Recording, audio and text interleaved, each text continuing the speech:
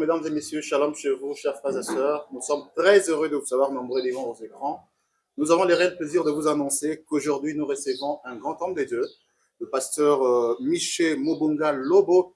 Il est révérend, responsable de l'église El Shaddai Tabernacle de Mbandaka à l'Équateur, mais également une église aussi qui est basée à Kinshasa, en République démocratique du Congo. Pasteur Miché, bonjour. Bonjour, monsieur. Comment allez-vous? Ça va bien. Alors, lors de cette émission, je ne serai pas seul, donc je suis avec mon confrère. Bienvenue, Kambala. Shalom. Shalom, frère. Vous allez très bien? Très bien, merci. Alors, avec le pasteur Miché Mobonga, nous allons parler des deux principaux sujets. Il s'agit bel et bien de la théologie dans le monde du message, mais également la sixième vision du prophète William Marion Branham. Pasteur Miché Lobo, vous êtes un des anciens dans le monde du message du temps de la fin. Est-ce que vous êtes un théologien? Bien sûr. Comment expliquez-vous? Je suis un théologien. Je suis un théologien parce que la théologie, par sa définition, si je vois le dictionnaire ici, c'est une étude des choses divines, des dogmes, ou plutôt les préceptes d'une religion. Je suis un théologien, je suis disciple du message de Frère Branham. Je connais la théologie de Frère Branham, la philosophie de Frère Branham. Je suis un théologien. Donc, il y a une philosophie ou une théologie propre à William Marion Branham. Frère Branham, oui. Son interprétation de la Bible, tout ce qu'il a donné comme explication de la Bible, ça fait l'ensemble de tout cela, c'est une théologie. C'est la théologie de Frère Branham. D'ailleurs, lui-même en a parlé. Est-ce que vous avez un document qui vous permet de vrai, un document théologien que vous avez acquis dans ces mondes, au-delà de l'aspect religieux, croyant du message? Est-ce que vous avez fait une étude en théologie ici, sur cette terre? Bon, l'étude de théologie, je sais que la loi parle des diplômes en théologie. Je me référerai à cette loi, et je crois que c'est dans la loi numéro 004/2001 du 20 juillet 2001 portant dispositions générales applicables aux associations sans but lucratif et aux établissements d'utilité publique. Cette loi dispose en son article 49, 48 d'abord. La loi dispose et dit ceci: toute association confessionnelle ne peut se constituer que sous forme d'une association sans but lucratif dotée de la personnalité juridique. Cela veut dire la loi si les religions, si les églises n'est pas consortée. Jusque-là, nous avons la loi sur les associations sans but lucratif. Donc, toutes les églises que vous avez, ce sont les associations sans but lucratif. Parce que vous en parlez, peut-être on va y revenir, parce qu'il y a aussi les ASMTF. Je ne sais pas, vous en faites partie. Juste une parenthèse. Non, moi, je ne fais pas partie de cette histoire. Oh. Ouais. Pourquoi vous considérez ça comme une histoire? Bon, c'est leur affaire. C'est comme ça. C'est leur affaire. Bon. Moi, j'ai ma personnalité juridique qui couvre notre église. C'est El Shaddai Tabernacle, Asbel. Et comment ça fait? El Shaddai Tabernacle. El Shaddai Tabernacle, tout court. Asbel. Ce n'est pas une fondation qui couvre une église, non.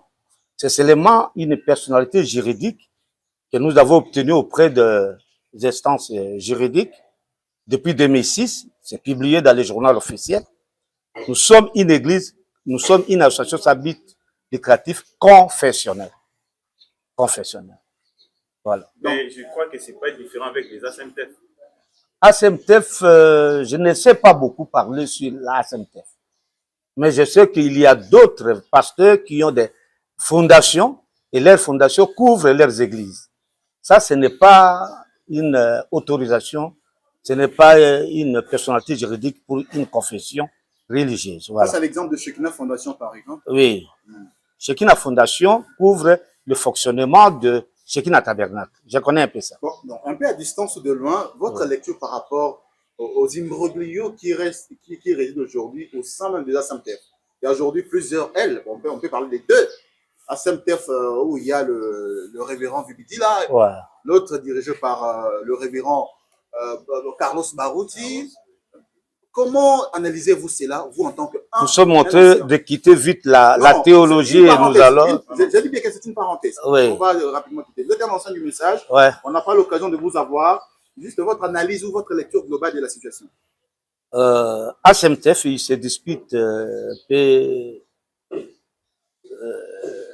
la direction de la structure. Carlos dit qu'il est le chef de la chose.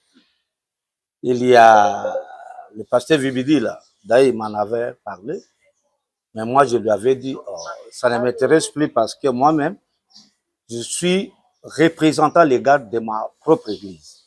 D'ailleurs, je couvre plusieurs églises au pays.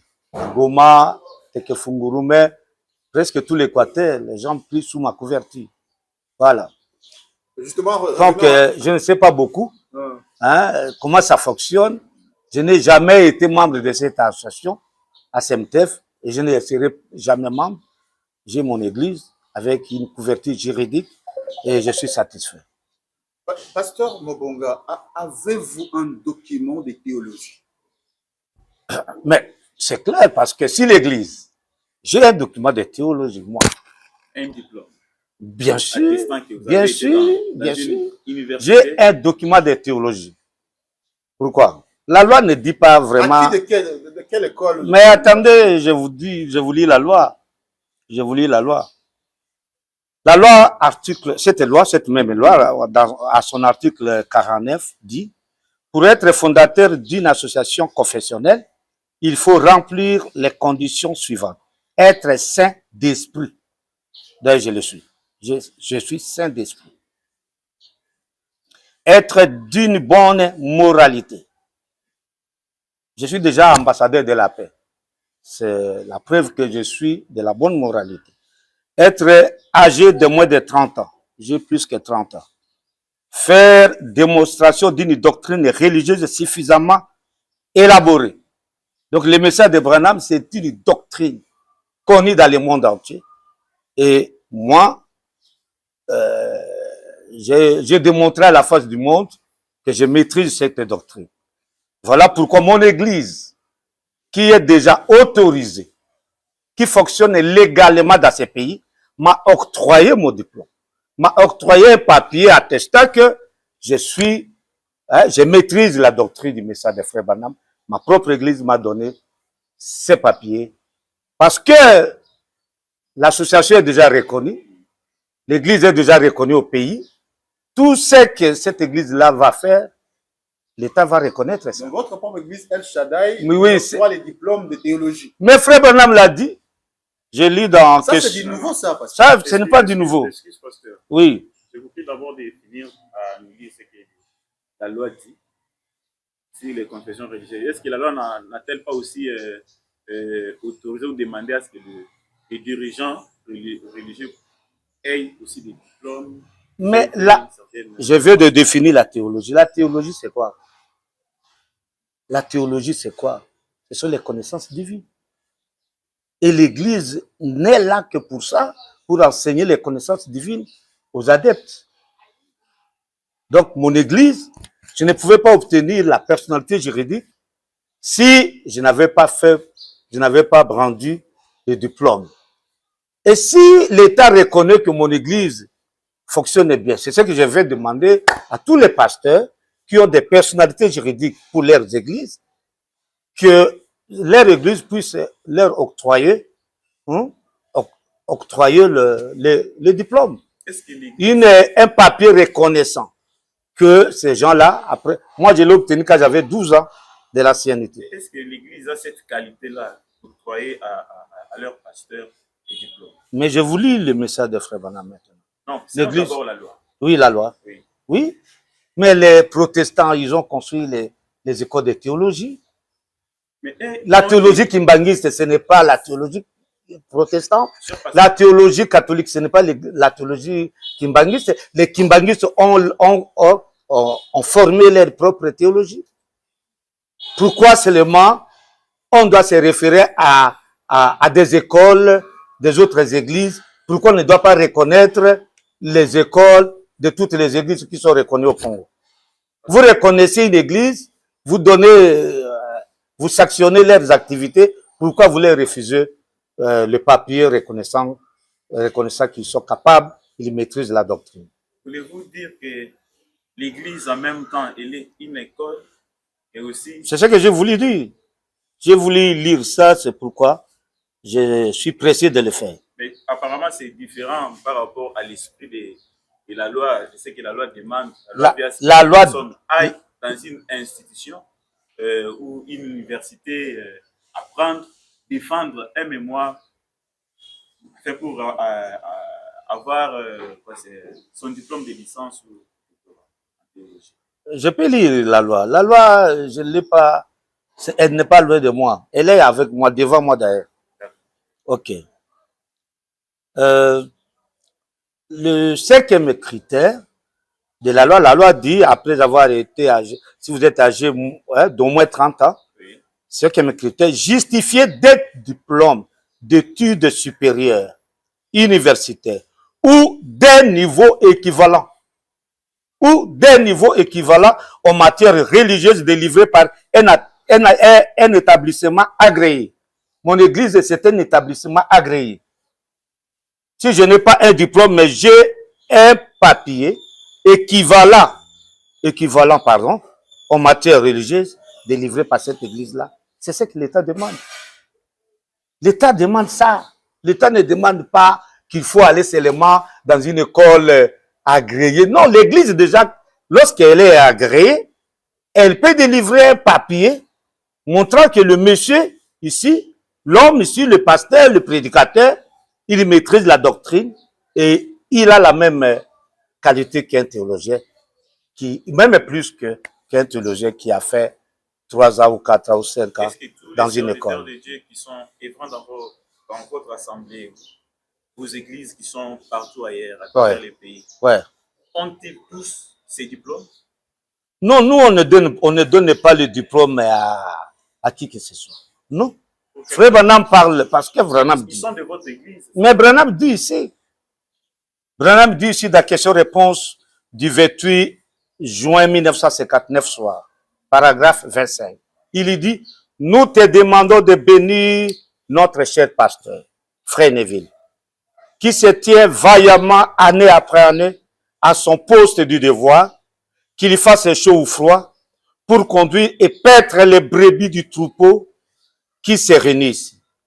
Nous prions que ton esprit repose sur lui et que tu lui viennes en aide. Bénis tous ceux qui sont en liaison avec le tabernacle.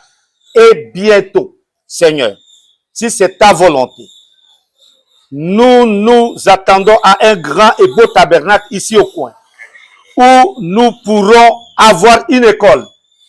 Voilà, l'église aussi c'est une école en même temps.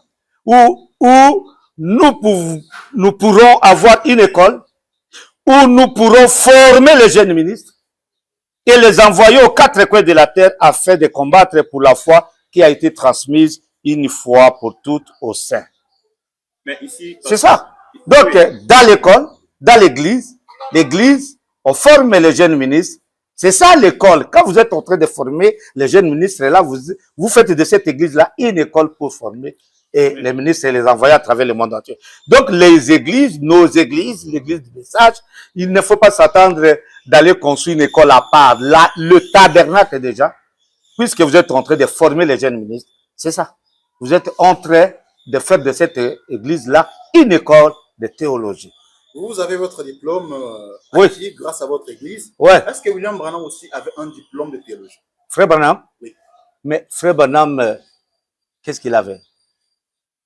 Je ne sais pas s'il avait une loi aux États-Unis qui demandait qu'il faut avoir un diplôme pour exercer le ministère. Mais tout ce que nous faisons, les États-Unis, nous devons être inspirés de William Branham, lui qui est le modèle, lui qui est l'ange de l'âge. Est-ce que William Branham avait... Mais lui, il dit ici,